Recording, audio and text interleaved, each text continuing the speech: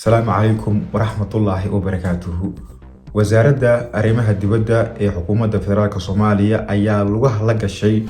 أرين هلس أو أباهن إن قف البعض الصوماليات وكديو فرتنا لغو فيقو لونا شيغو وزيرك يسيدو كله ورئيس الوزراء الصومالية حمزة عبد برre iyo madaxweynaha waxa aynan ogeyn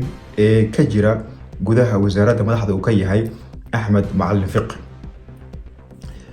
sida ay noo xaqiijiyeen shaqaalo diiday magacooda in adeegsano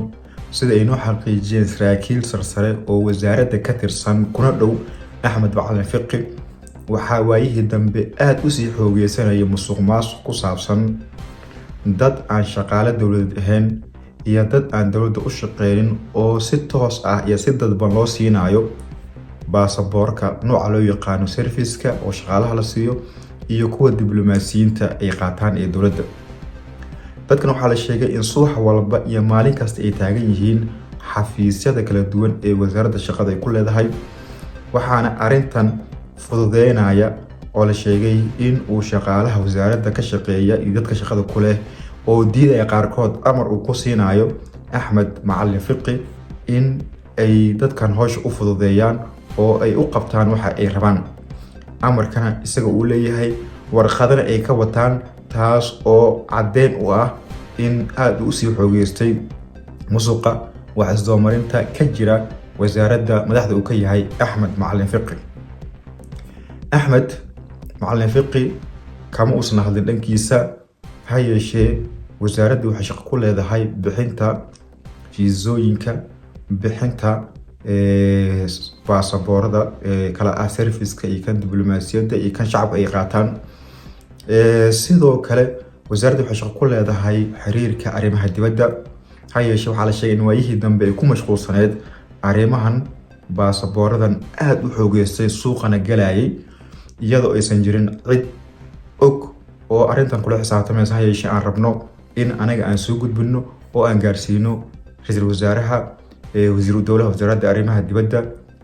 iyo cid walba oo arintan wax ka qaban karta oo madaxweynaha jamhuuriyadda ka mid yahay.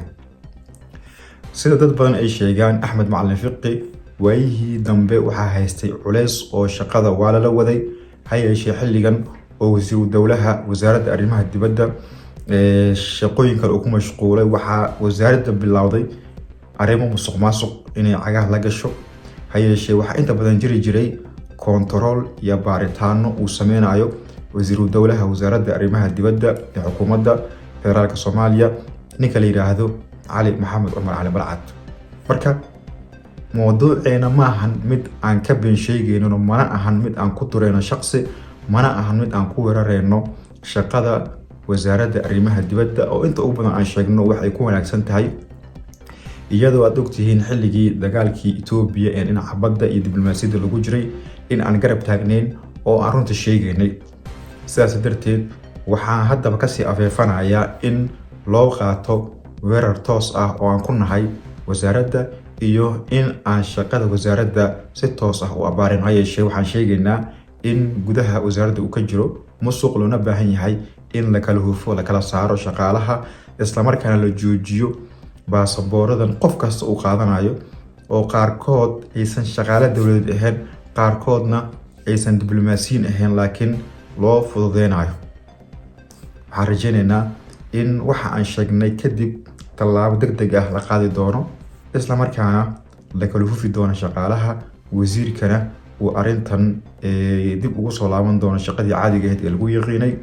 sababtoo aniga waxaan halka u fadhinaa in aan sheegno meesha dawladnimada ay ku xun tahay meesha musuqmaasuq uu ka jiro cadaalad darrada iyo wax kasta oo aan u aragno in bulshada caqabad ay ku tahay